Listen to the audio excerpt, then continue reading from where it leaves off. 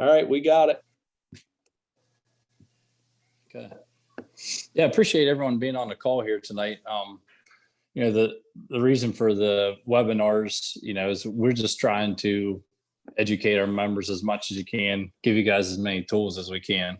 And last year, we started out with the financial side and Dave Pratt, and then we've just kind of moved into, some of the marketing side, some of the cuts of meat. So we're just trying to give you guys a little bit of everything you can do to be successful and to make this the breed as successful as we can. And so the great addition to this tonight is this genetics and bloodlines of the foundational Red Devons. So I just really appreciate having Jeremy and Jerry and Vic and Steve. It's been quite the collaborative effort, and just really appreciate you guys being on. It is a challenge sometimes with these with this format. I mean, Zoom is pretty friendly, but it has its plus and minuses. So I just appreciate everyone bearing with us as we get things figured out, and got a great show for you here tonight. So I'm just going to go ahead and lead us into prayer, and then we'll move to Jeremy, who's going to be moderating this event tonight with Jerry and Vic. So I appreciate that. Dear Lord, we're grateful for the speakers we have here tonight. Lord, we're just grateful for all the years of knowledge and all the information that they're willing to share with our membership to help make us as successful as we each can. Lord, we're grateful for our membership, our board of directors, as we try to move into a good community here, as we try to grow and continue to learn and make this breed the best that we can with the knowledge that we're given. Lord, we're thankful for the cattle that we raise.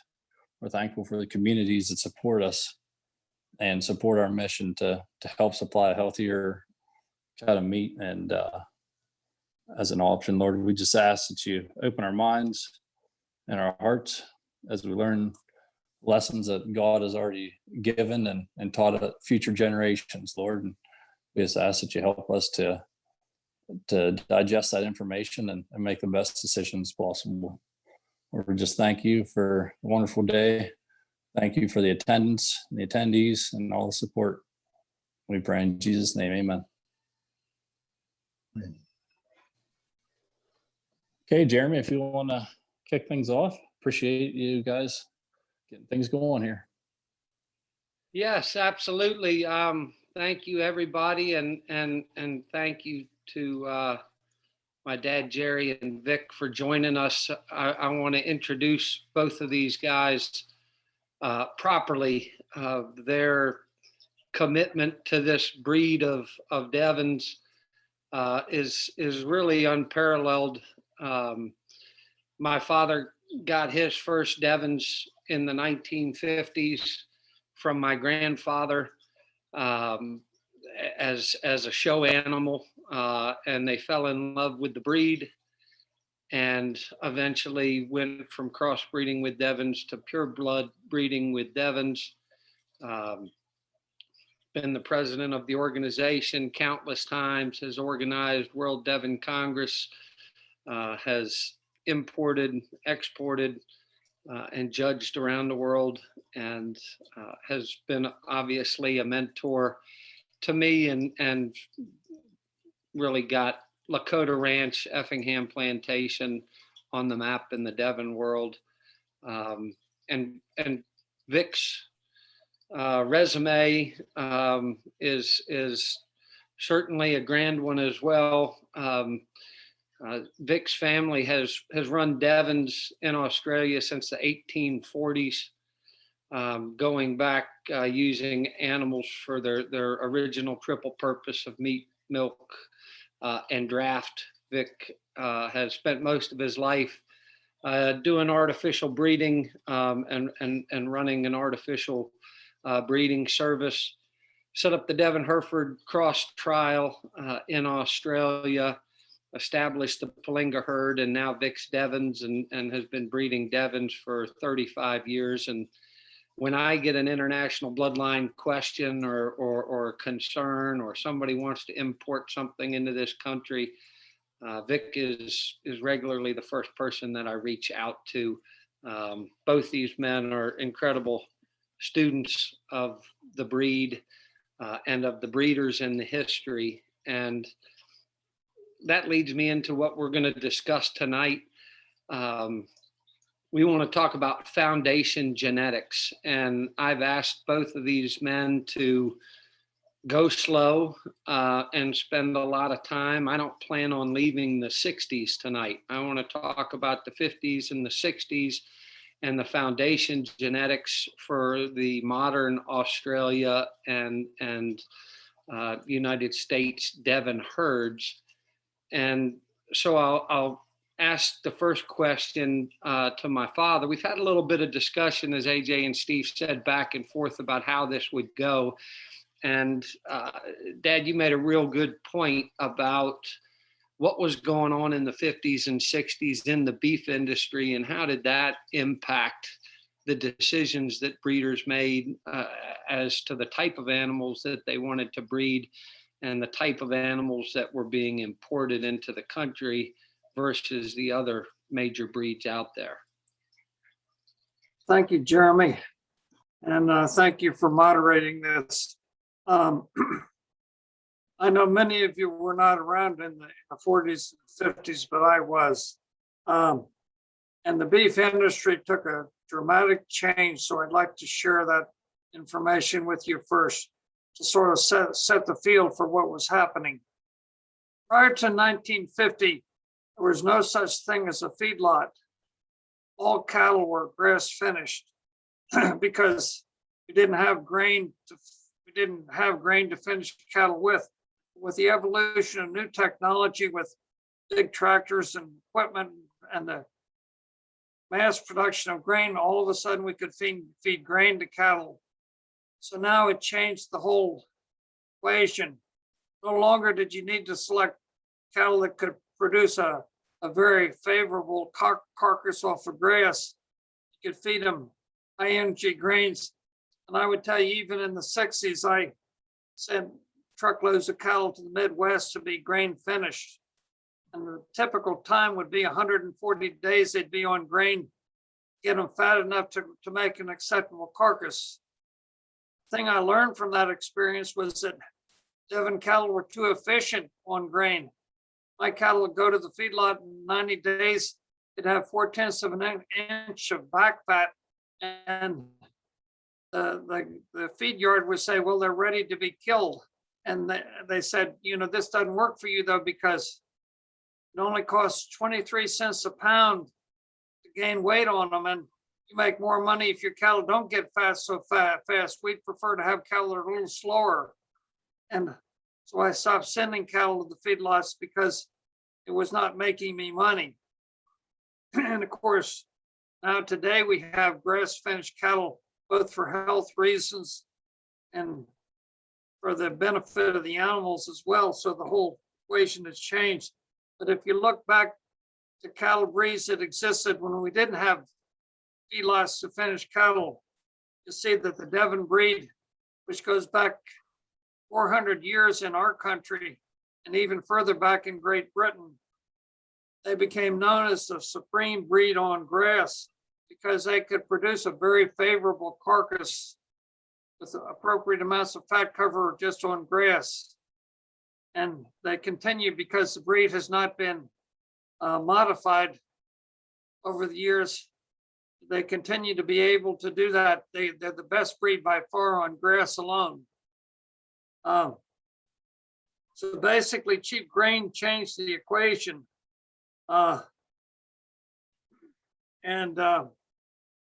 What I also learned was when I did some embryo work with my Devon cattle, I put embryos in Holstein cattle. And then I brought them back to our farm, put them out on fescue pasture. And you think, well, if you put them on a Holstein cattle, those calves should really take off with all the milk they're going to get from those dairy cattle. That didn't work because you can't put Holstein cattle out on fescue and expect them to produce the kind of milk they will when you give them grain. So I learned that I couldn't use Holstein cattle for recips. But through the years, we've continued to look for those cattle that really are going to perform well on grass alone. That's been one of our most important selection criteria with the Devon breed.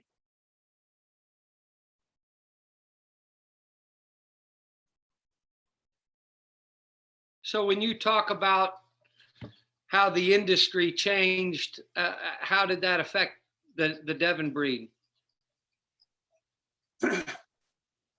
Well, to be honest with you, I think you have to realize that efficient cattle, Devons were too efficient at getting fat in the feed yard, but they also, smart people realized that efficient cattle included the female side of the breed.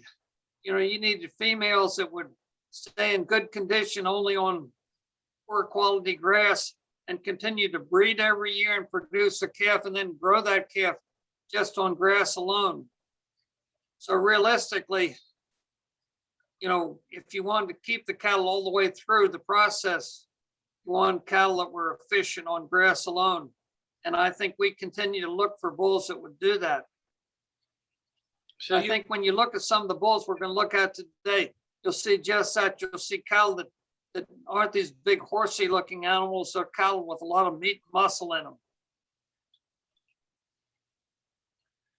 So Vic, would you mirror that comment? What did you see in Australia during that time that feedlots were becoming prominent? As Dad was saying, the Devon breed wasn't changed as much here as the other breeds. They didn't chase that feedlot craze. What happened to the Devon industry in Australia with the introduction of feedlot systems?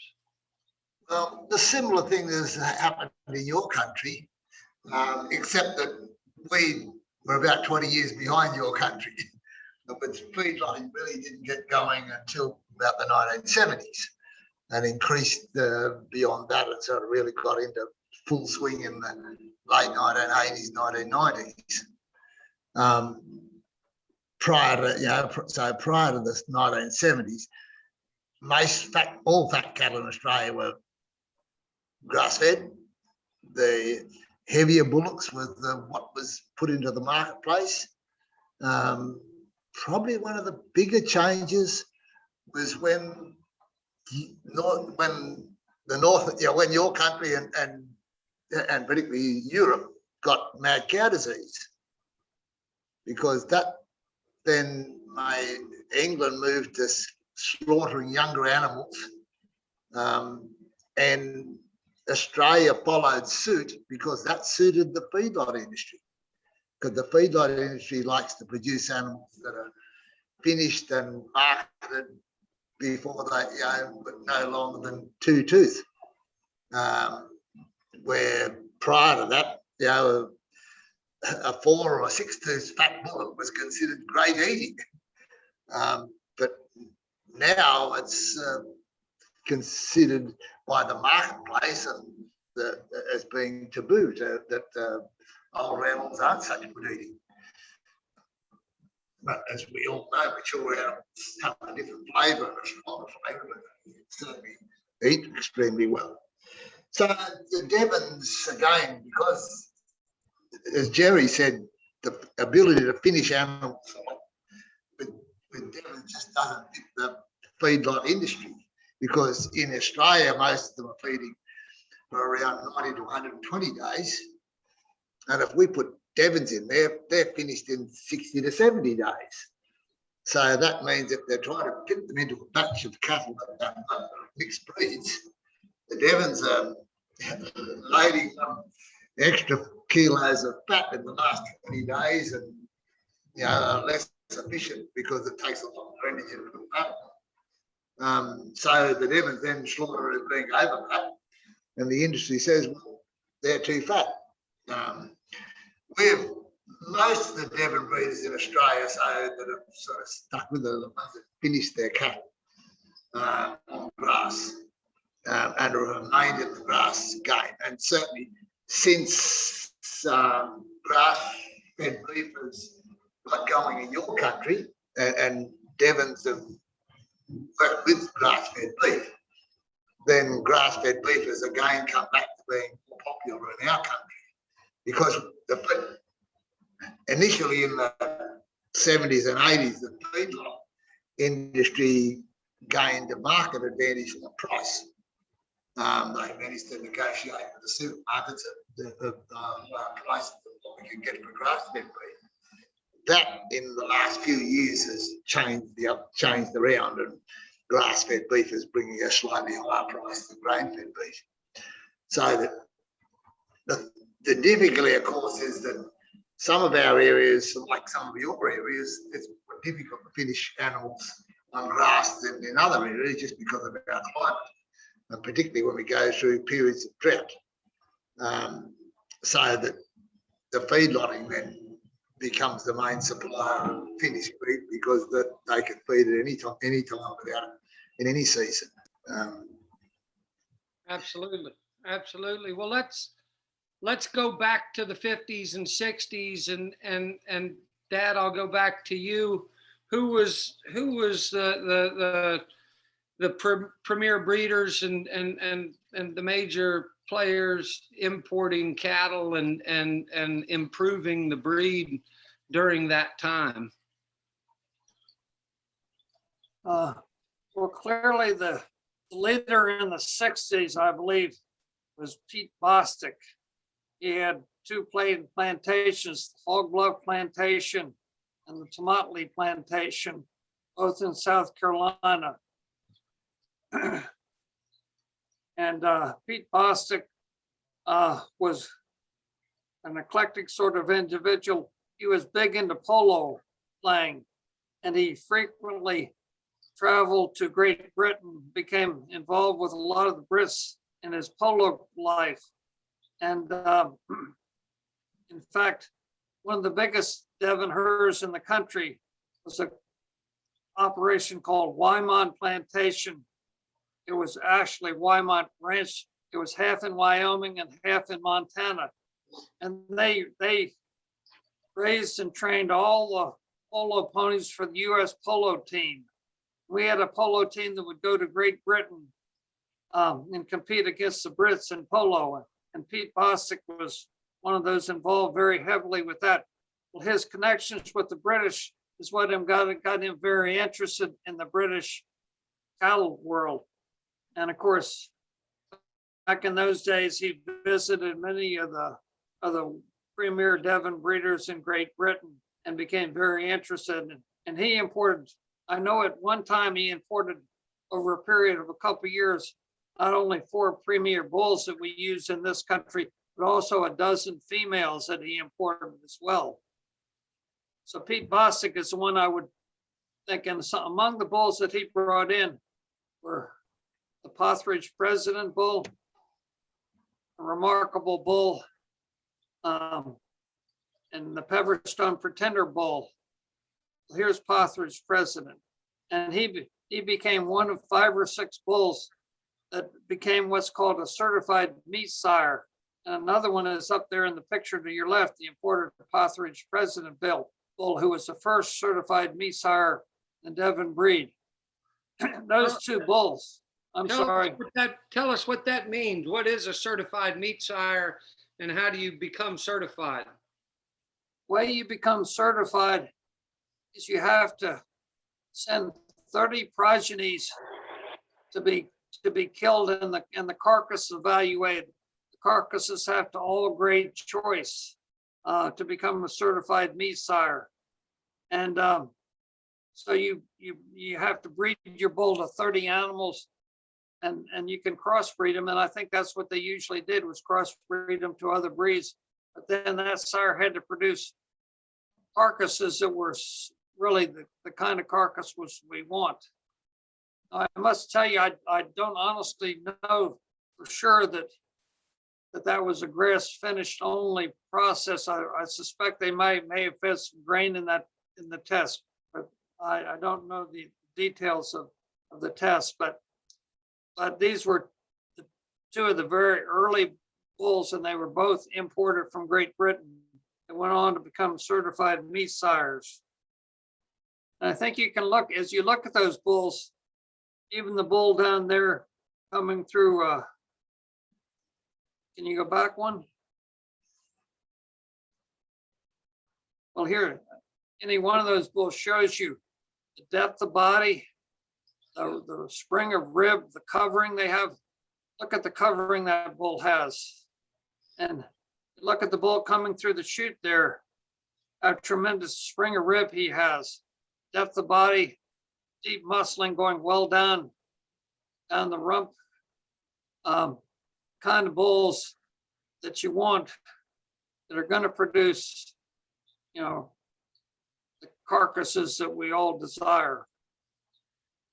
And so how was the production of the Partridge President bull? How would you rank his, I mean, obviously he was a certified meat sire and he was putting the carcasses on, but what about sons and daughters that stayed into purebred production? How did they do, and what was the common thought about their quality?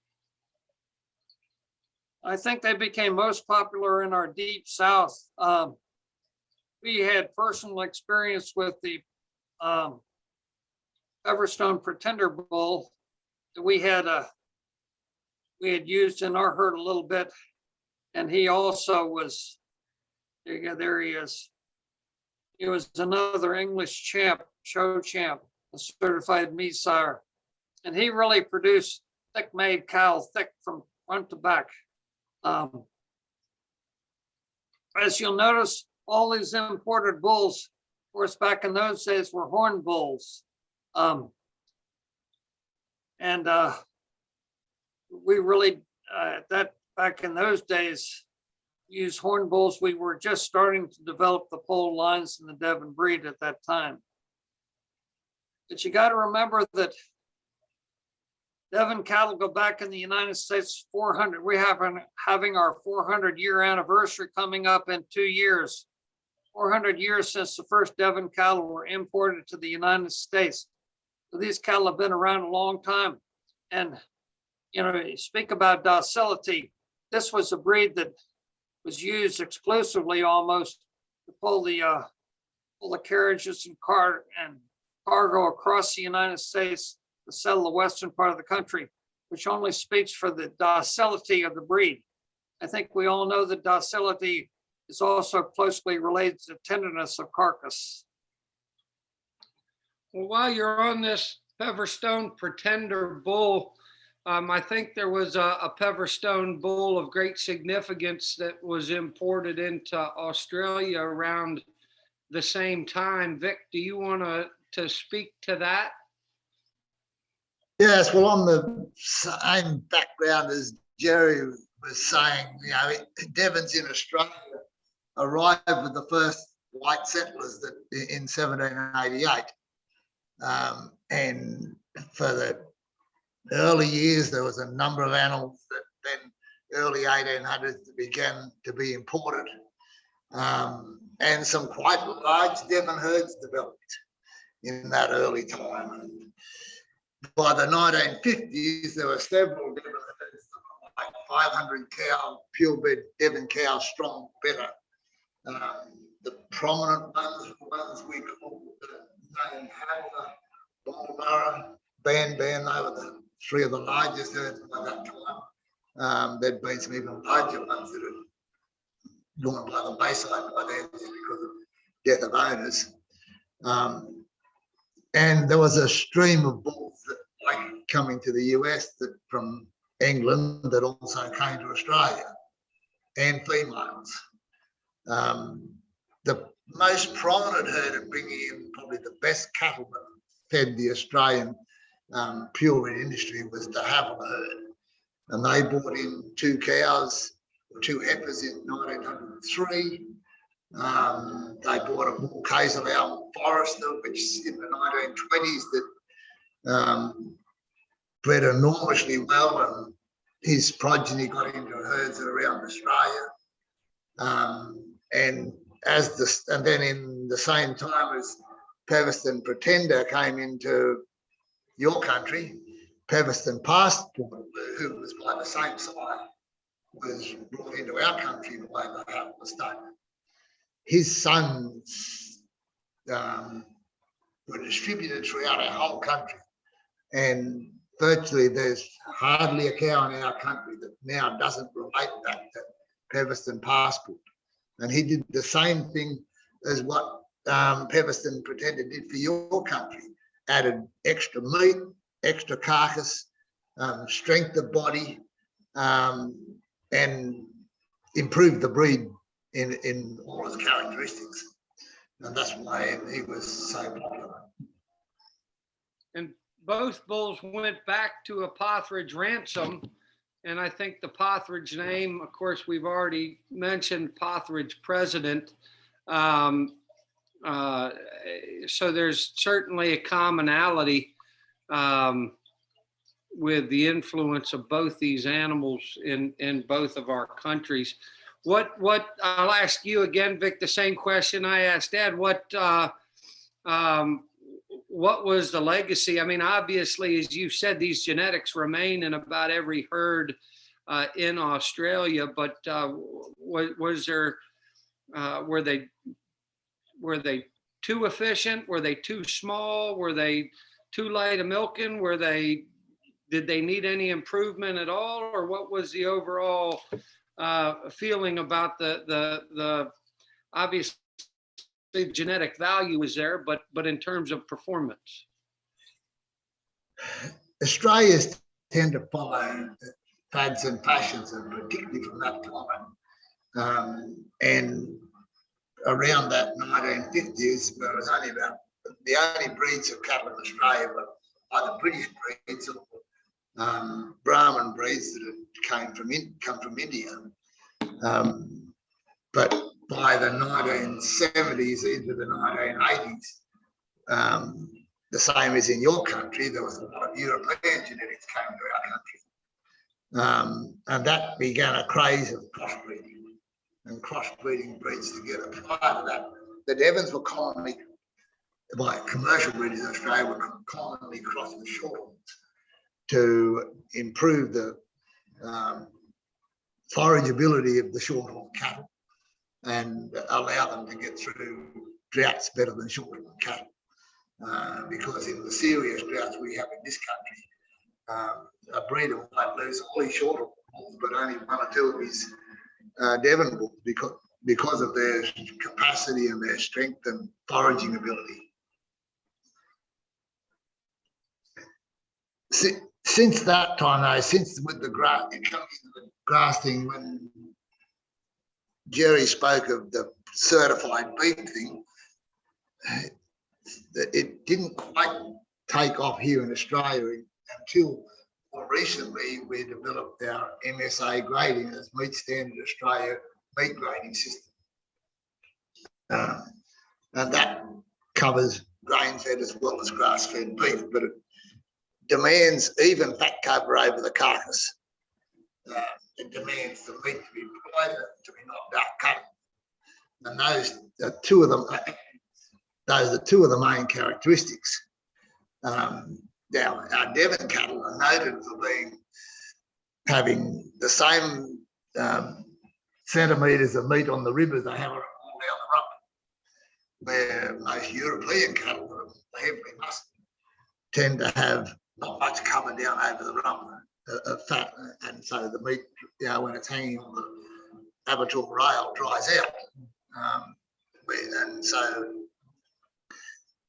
those cattle that have got high European content in them tend to have more animals that don't meet the MSA grading system, where our Devons, only 1 or 2% ever fail the MSA grading system, and that's usually for some other reason. Absolutely. So that makes a lot of sense. So would this Peverstone Passport bull be found in the pedigrees of any of the more modern bulls that have been imported into the United States that our viewers would be familiar with? features in other words, well, your country imported a lot of Rotocala cattle.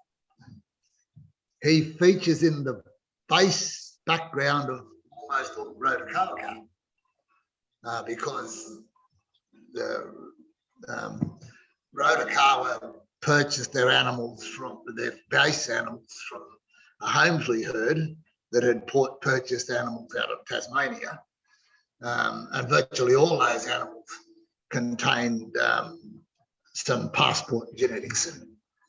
And then virtually all our other animals, whether you're talking about Belmont clay, you have your semen from the Tupperware semen out of New Zealand, the Gowan Ross and Vix bulls that we've got semen over there. They very much all have some content of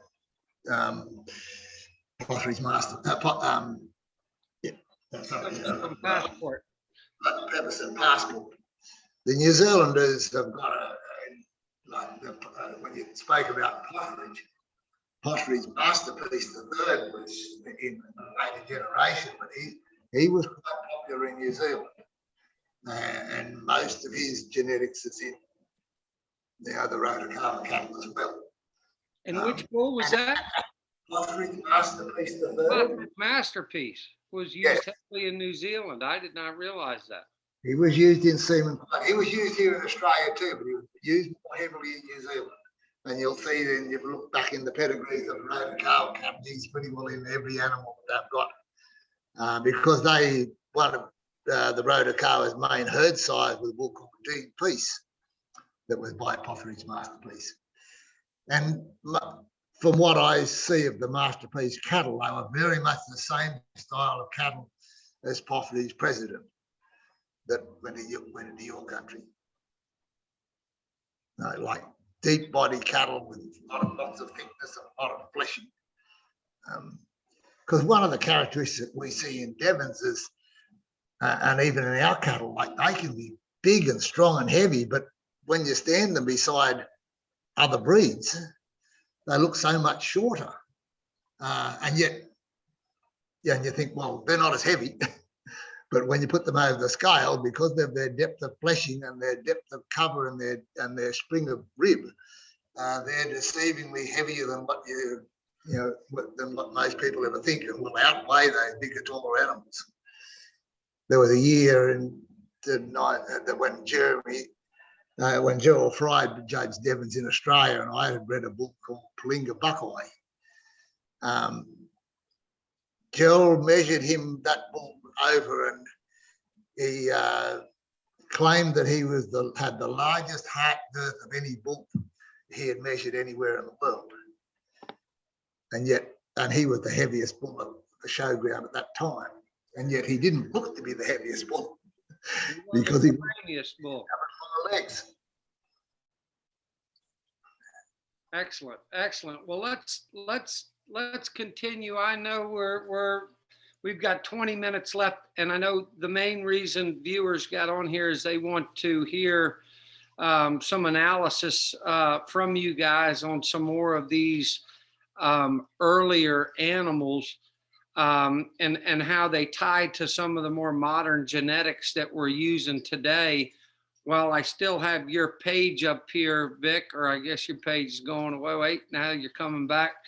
Do you want to connect any of these animals and open? You talked about Rotocala. Why don't we go there first and talk about some of the different, why don't we go to Wambrumura first, because that's probably the bridge between Havilah and Rotocala, correct?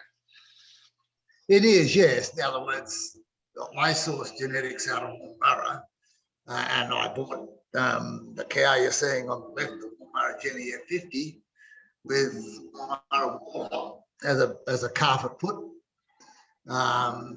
And you'll see 2 pics of her there. She's got a full sister to Woomera Warlock as the calf on her at that time.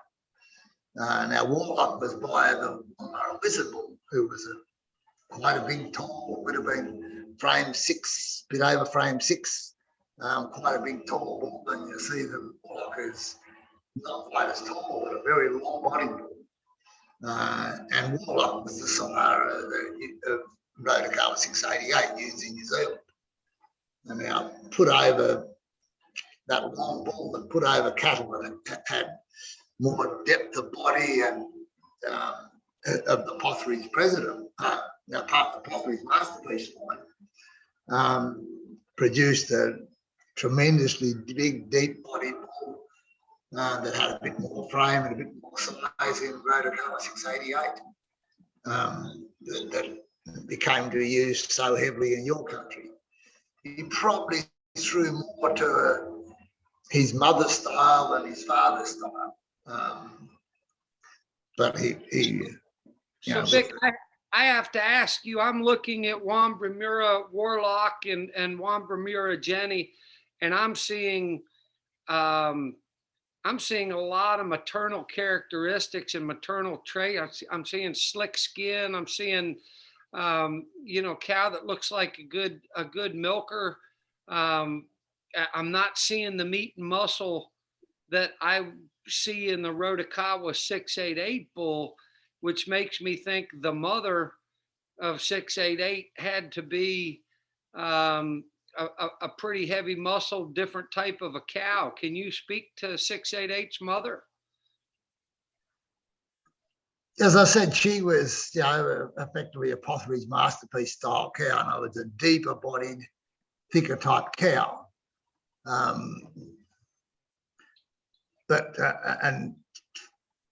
But as you can see, the pickies here of 688, like he was,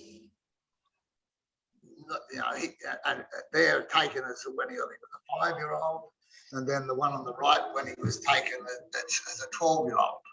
And so he added a lot of depth of body and a lot of, and filled out over these years of maturity, and remains still very sound and efficient animal into his latter years. But I think the Wamara sire sort of increased the size of his progeny. In other words, he added a bit more strength, and he did then add fertility. In other words, I suppose I selected Devon cows early on because I saw one of the problems in the Devon cows in this country. There was a number that had larger teats, and calves had trouble getting on. So I selected animals that had really good udders, and the Wamara herd had really concentrated having on cows that were very efficient milkers and very tidy teats and very tidy udders. And you'll notice the Warlock's mother was a very tidy uddered cow and a very efficient feminine type cow. And Warlock's sister, the Jenny M56, was also the same sort of cow and bred that sort of animal,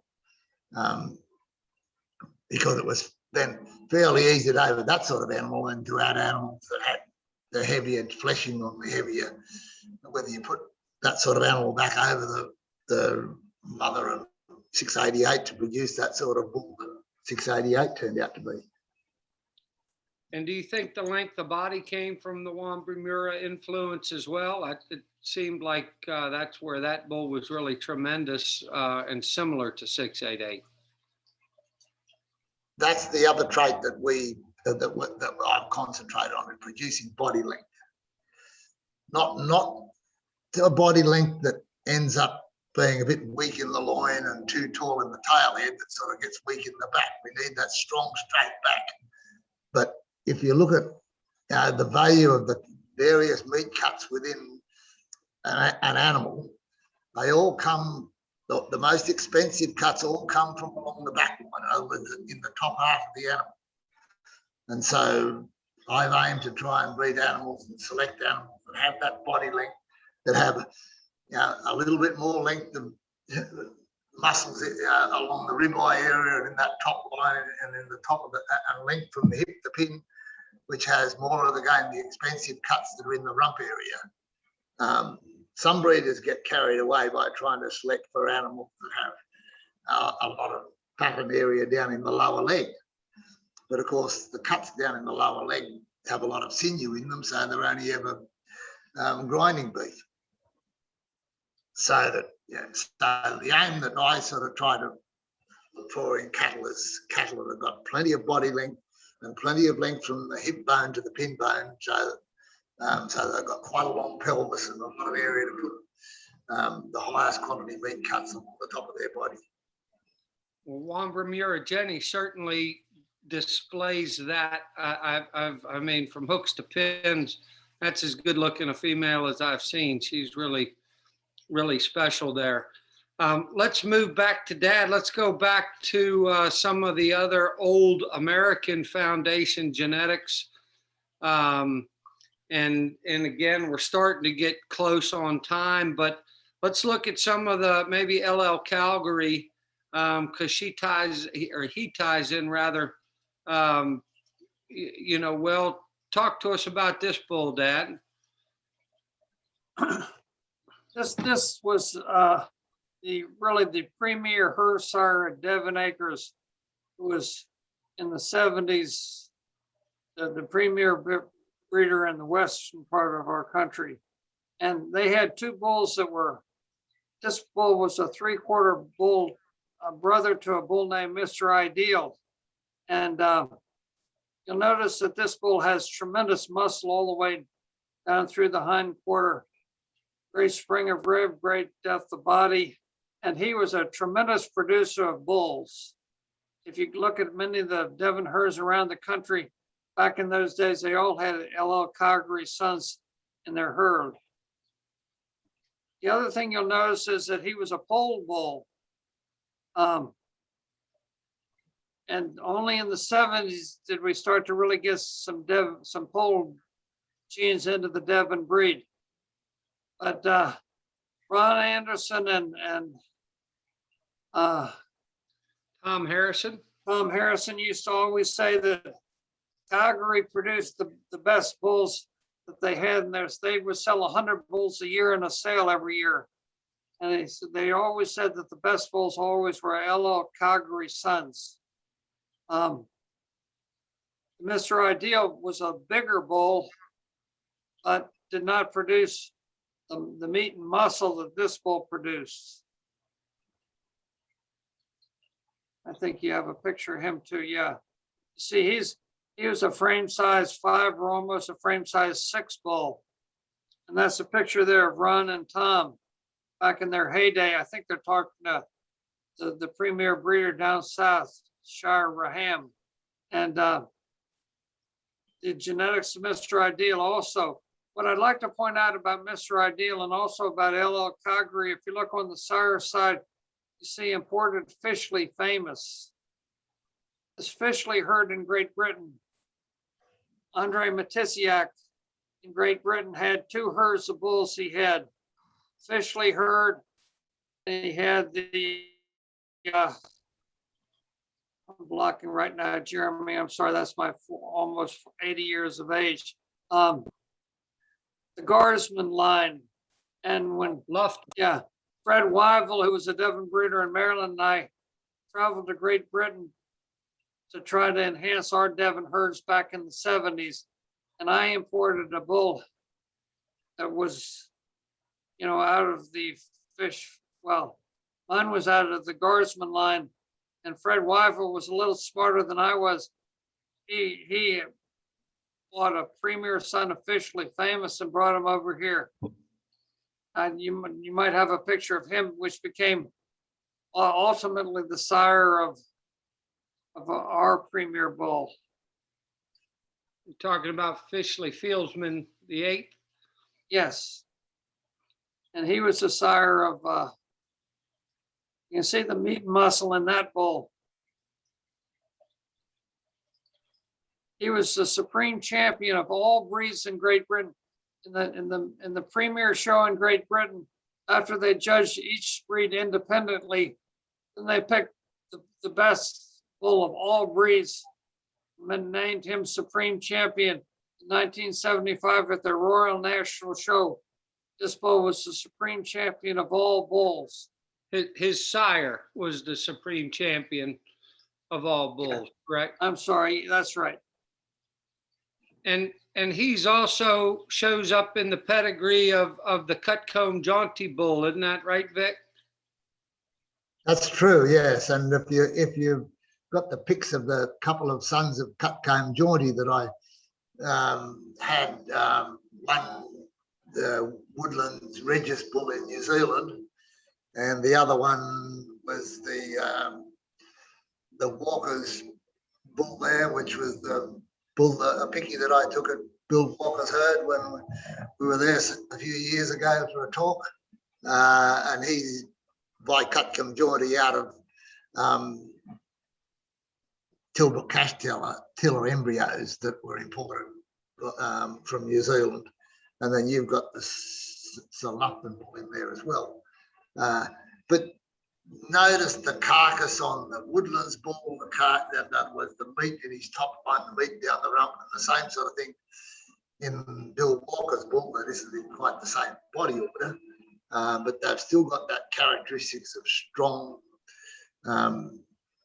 style, like the father of Jaunty, and you can see that meat that you saw in the previous pics back into the Lupton bulls, that breeding bulls of a standard type characteristic. Bulls in my mind that are probably a little bit shorter in body length than I like them to be, but have got all the body depth, and that's where using bulls like the Wongamurra bull or other bulls that are longer body bulls will, over the daughters of these Cutcomb Jaunty type cattle, will just add an extra, a little bit more size, a little bit more length, but have the same finishing ability as the early maturing cattle that aren't quite as long in the body. And that the Walker's bull, for those of you on, is a bull named Highwayman that they're still using.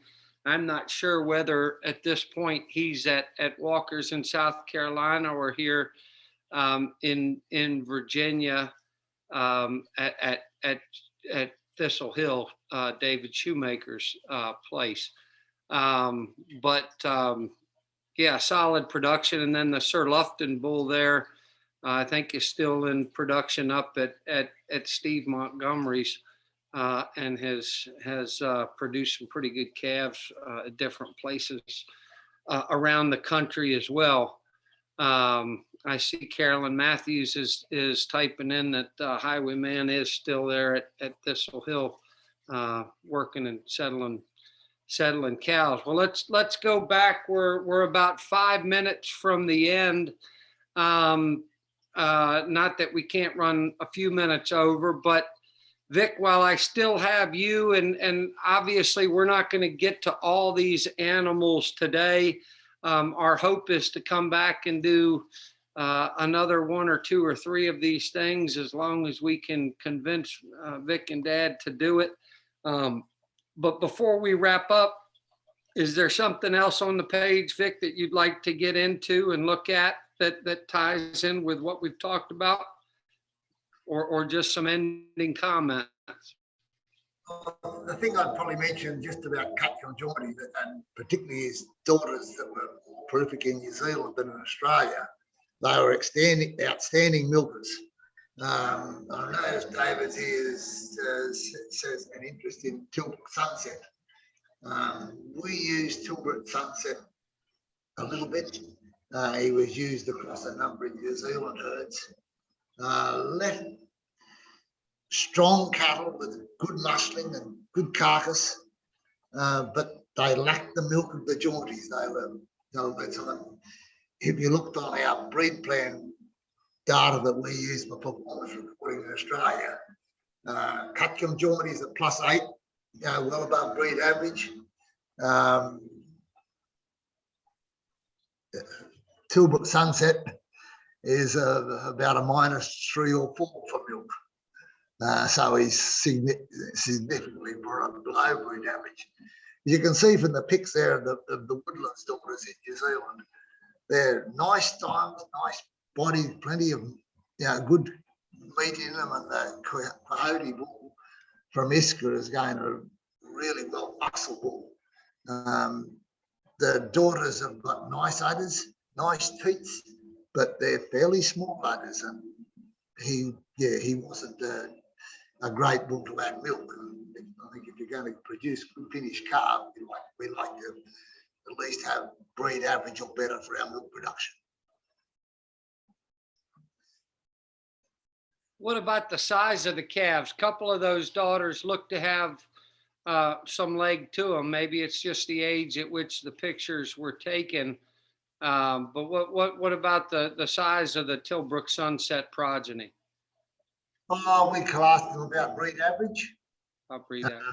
Yeah, they weren't ostrich cattle, but they were good meaty cattle. And he did a good job for carcasses, as I could see. Just it wasn't as good a maternal sire as other bulls, and certainly not as good a maternal sire as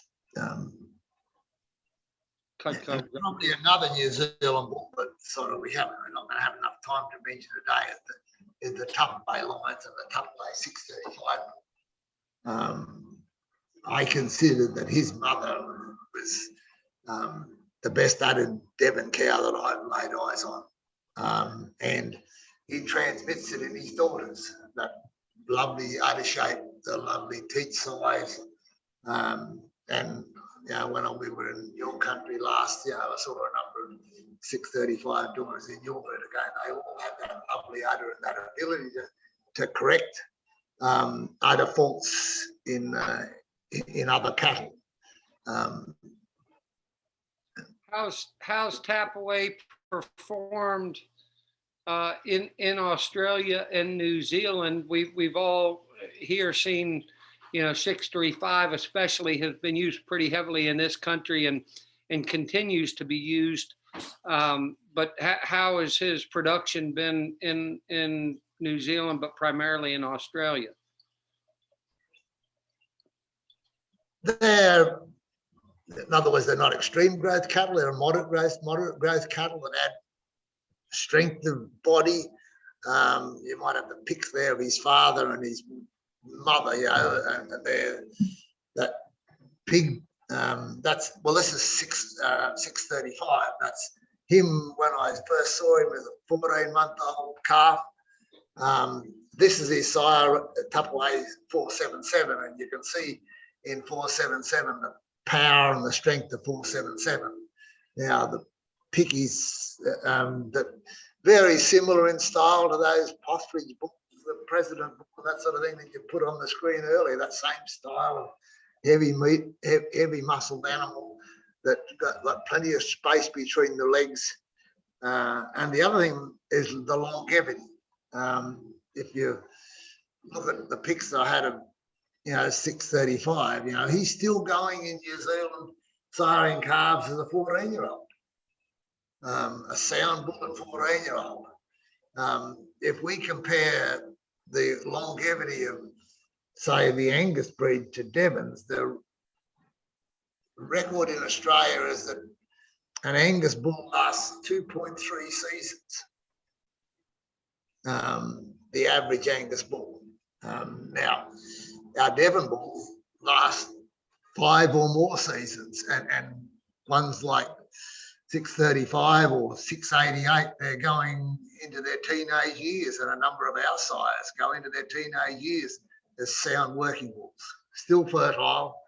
And if you look back through the pedigrees of a lot of the animals, back behind one of our bulls, there's a bull called a passport bull that traces to the Peviston passport bull. And the pic I submitted of him, he worked until he was 18. Those strength and longevity characteristics to me are valuable in having cows that then last into their close to teenage years and still producing cattle in teenage years, and still be sound in the udder and working cattle. Before we move past 635, tell me a bit about his feet and legs. He's awful you know, almost a little bit post-legged in the top picture and the bottom leg picture. I'm used to seeing a little bit more a bend to the leg in Devon cattle, which of course has been a knock on the breed by some people. But he seems very, very straight in his leg. How obviously he's lasted 14 years, so his feet and legs have held up. But can you speak to the conformation of the bull in terms of feet and legs? I think that the photograph is a little bit, in other words, he wasn't post-legged. The photograph I took the photograph when he was 14 months at the Tupperway farm. And I like taking a photograph of a bull with his leg that's closest to the camera as being, you know, straight down to the ground, which, you know, tends to make it look a little bit straighter than what but yeah, he's, and probably again, the photograph of him there when he's a 2-year-old, the height, the rear leg closest to the camera is sort of straight down to the ground. But he stood up on platewards, square feet, and had really good feet shape, but still had enough set to the leg that, you know, he had never broken down. Because straight posty leg cattle do break down when they're trying to serve cows. Absolutely. They certainly won't last 14 years breeding females on that kind of terrain. Well, let's go back to, thank you so much, Vic. Let's go back and give Dad one more chance. We're already 5 minutes over here, but Dad, I'll give you one more chance. You got a lot of different names up there on the screen. Is there one other blurb that you'd like AJ to click on and get into before we wrap up? I noticed, Jeremy, at the bottom of my screen that there's a number of questions that have come in. We need to address those questions. We can sure do that. I don't see them, but if you can see them, I would say absolutely go ahead and answer them. Well, at the bottom it says chat and it has a number 8 by it. Can you open that? I don't know whether I can. I don't think I can open that. Let me see. Okay. Okay. First question was, did LL I think it's LL Calgary come from Canada? The answer is no, I don't believe he did, as far as I know. There's another question that I think Vic answered. It says, I'd be interested to hear about Tilbrook Sunset. I think we answered that one. I saw that question. That's why I answered it. Then the question came in, what was the size of these bulls? And Vic, I'll answer from our country, and then maybe you can respond to that one. We've had Devon bulls that have been up to frame size 6, but I would say most of our best bulls have been frame size probably 2 and 3 and 4 bulls. Vic, would you comment on your bulls? I know that you had one that was enormous. Well, most of the bulls in Australia pre-1990 or pre the 1980s was around frame 4s. The biggest and most powerful bulls were touching the frame 6, but more like frame 4 and frame 5. Since that time, the better bulls have been frame 6 or frame 6.5. And that seems to be the top of our breeders at frame 6.5. So our bulls that our breeders like the most are the ones that are around frame 5 and frame 6. And is that for finishing on grass, Vic? Yes. Because yes. in this country, I would say that the popular opinion is that frame 6 is too big to finish on grass. So would you speak to how those bulls perform on grass and the time, the window in which they're being finished? If you look back to the first screenshot introducing my bio, I had a few pickies there of our steers that are in grass and oat crop.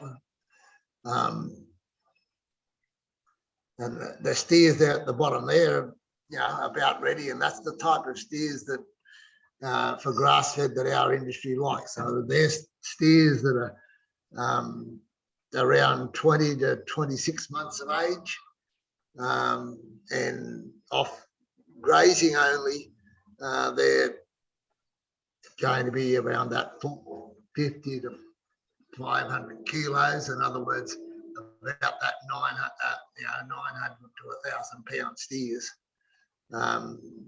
straight just off grass. Because our supermarket trade requires an animal that has a carcass weight of 220 pounds above. 220 kilos above, which is around that 450 to 500 pound carcass. And do you find you can't get that much weight on a carcass on the smaller framed animals, or it doesn't make a whole lot of difference? You're just getting more pounds of meat, but you can finish both the 4, 5s, and 6s in the same window.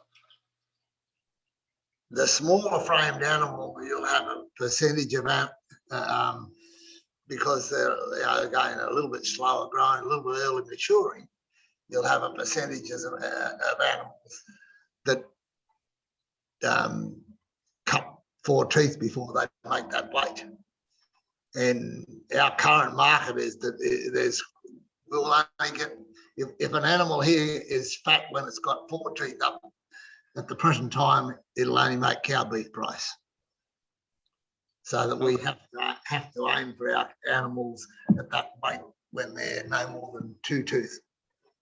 I'm with you. So it's economically driven. It's too big of a risk to run the smaller, more efficient animals that'll lay on fat too quick, just like Dad was saying with the feedlot back in the 50s and 60s. They'll finish too quick and you won't get paid a premium. That's right. So our breeders sort of work the thing, because again, our breeders, our other previous market and it still is for the heavier books, is what we call our Japanese, our export market to Japan for grass-fed finished mature books, and they want around 1,300 pounds live at slaughter winner. So they want larger animals, so that's a special market. But that's what we call what Australians term as Japhawks. And grass-fed Devons fit that market quite well, but it's not paying as much as the local trade market for younger animals. Makes sense. That makes sense. I'm seeing a question from Bob Van Kirk, and it's a great one. I can't read the whole, but I think it's a good place to end. And he's asking, what's the favorite bull of Vic and Jerry in their lifetime of breeding Devons? And I know if somebody asked me that question, I would say, well, that depends on the cow that I'm breeding it to or what my production system is. So I'm not going to let you off the hook with that answer. What's Vic, you go first. What's your favorite bull in your lifetime of breeding Devon that's been all around the best bull and the most influential bull who's stamped progeny and left his mark for generations? I'm really, in answering the question, I think you alluded to as to what we've got in the cows and what we need to use to improve that cow. When I began breeding Devons, I'd been doing a lot of artificial insemination work with the dairy industry. And I began being highly successful with Devon cows. In my first decade of breeding Devons, I won more champions than any other exhibitor of Devon cattle at our main shows. but I couldn't breed a good bull. And then I thought one day, every time I breed a cow, I think, which bull am I going to put on that will breed a better daughter? When I changed my thoughts on some of the cows and said, well, which bull do I put on this cow to breed a better son? Then I started breeding champion sires and bulls as well. And so I think that's the thing that you really need to look at, and breeders need to look at, as to when you're joining your cows and the types of cows you've got, as to what bull out there is going to fix the faults of the traits that are in that cow. Because you can't just change your cows, you can only breed better ones. And so the cow's got poor teats and poor teat shape and poor udder shape, then a bull like AA 635 you'd use if you're using semen. If a bull's, you know, short and compact in body and you want to add a bit more length and frame, then you're going to use a bull that's going to add extra strength and length and size to your animal. If you want to add some more rump carcass, then you and strength of meat in the rump area, then you're using a bull like Iska Mustang or your King Henry bull that is really strong. So it's a matter of what you've got in your toolkit of genetics to put over each cow individually.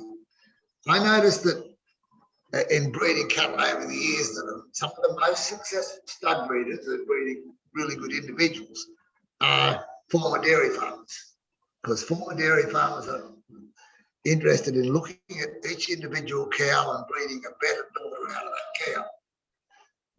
Beef breeders tend to buy a bull and put it over all their cows and think he's going to do them wonder, and then cull all the ones that they don't like. But of course, if you cull that, you're also keeping the brothers and the sisters of the ones you didn't like. And that doesn't necessarily breed on them and improve your general herd, where selecting for the bull that suits your best cow makes each individual cow produce a better son or a better daughter in your breeding. I agree with everything you said, but you tap danced around the answer. So I'm gonna rephrase the question. If you could only breed one bull you could only have semen on one bull in the history of Devons to use in your cow herd over the next 5 years, who would the bull be? Crazy Almond Forester, who was a bull I sent a picky of. He's way back in the pedigrees, but he was imported into Australia in 1915 and was an extremely good sire for the Habla herd. And yeah, I'd love to be able to go back and pick up that bull genetics today and reuse it. Do we have his picture? You had his picture and some notes about him that I provided. Well, while they look for that picture and we can come back to him, I'll pose the same question to you, Dad, of who was the best bull you ever used? If you could only have semen off of one bull to use over your herd, who would the bull be? That's a tough one for me too, because each one seemed to contribute to our herd in a different way. I guess if I had to pick just one, I might go with the Iska Mustang bull. We brought all the remaining semen from that bull. We've used only a small amount of it, but I've been very impressed by his calves that we've had.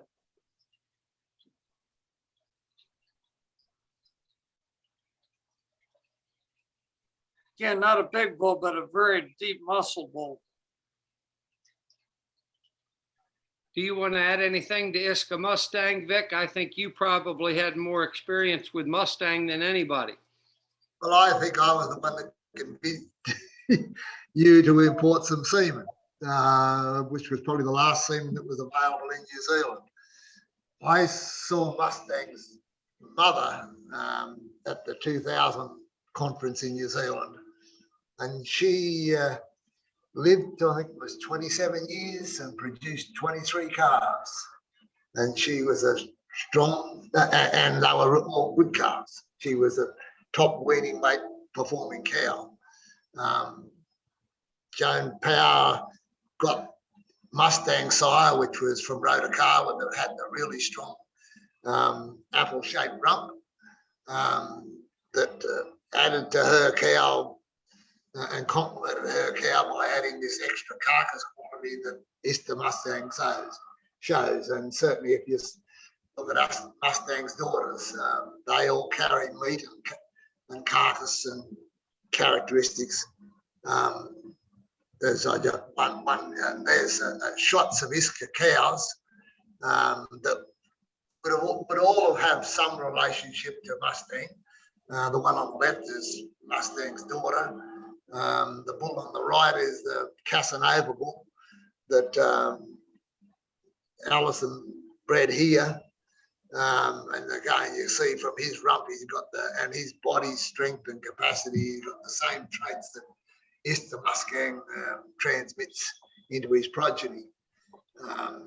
And the bull, the Jurassic bull that some people have used in your country traces back to similar breeding to Casanova or Iska Mustang back in the pedigree. When did that Casanova bull, is he still alive, or when was he used in your herd?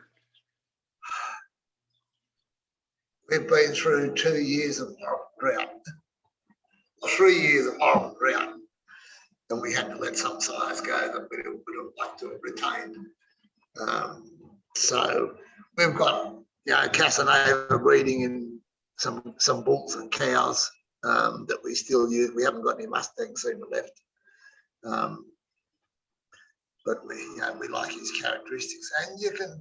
And I say there's, although there are none of them on the marketplace at the present time, there's still a fair bit of Iska breeding in some of the New Zealand herds that are, because Wayne Aspen, Tinapai herd, bought all the Iska cows.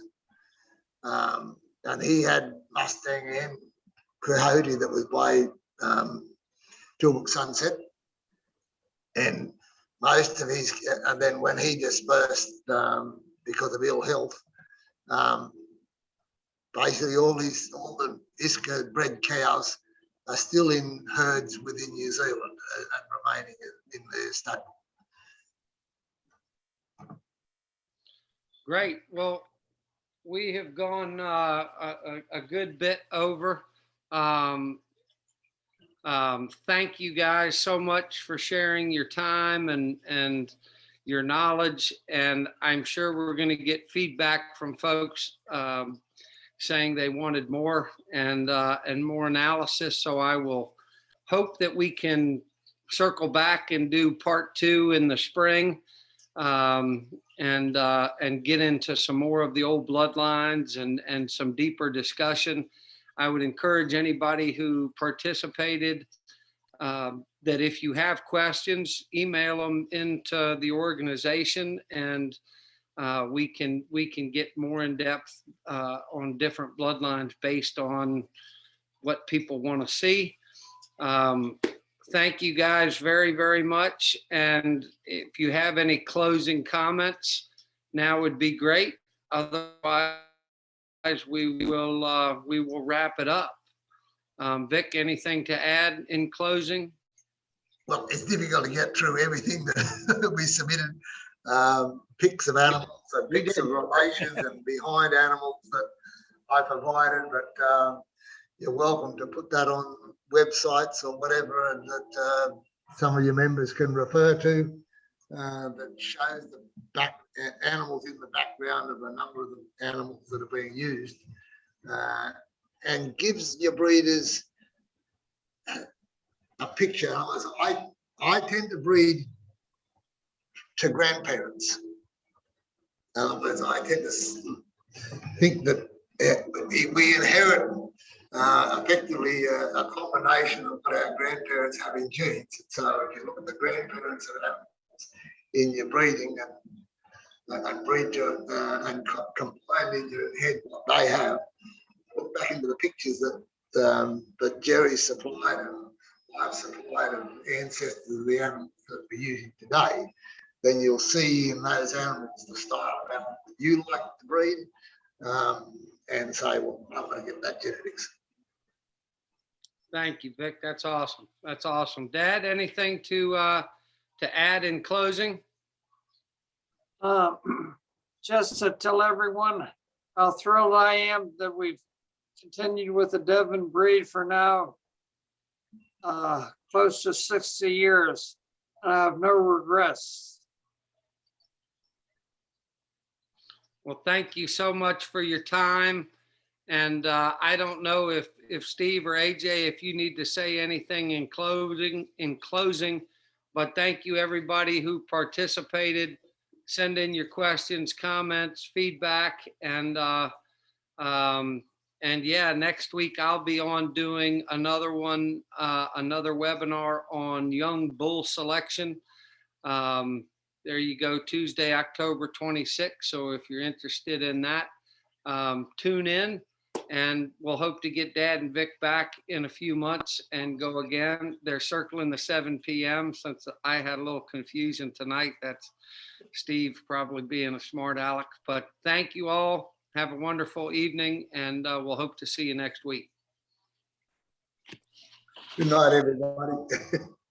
Vic, thank you for all your work. Good night. Thank you. For your work. Jeremy, thanks for keeping it together. It's awesome. Steve, thanks for all your work you did with that PowerPoint, man. That presentation was great, and appreciate everyone's time putting those pictures together. Yeah, you're welcome. All right, we'll see you Tuesday, October 26th. So 2 weeks, right? 2 weeks. 2 weeks. Oh, I have an extra week. Even better. Yeah, I should have been circling this too. I wasn't sure if you could see my cursor, but I was thinking, well, if he can, at least it's a hint. I got you. For those of you who don't know, Steve's suffering from COVID. He's still very feverish. So his sense of humor is off a little bit, but just laugh along with him and wish him the best. And to everyone, a good night. Hey, thanks. We'll see you all. All right, thank you, son. Feel better, Steve. An absolute pleasure to be with you.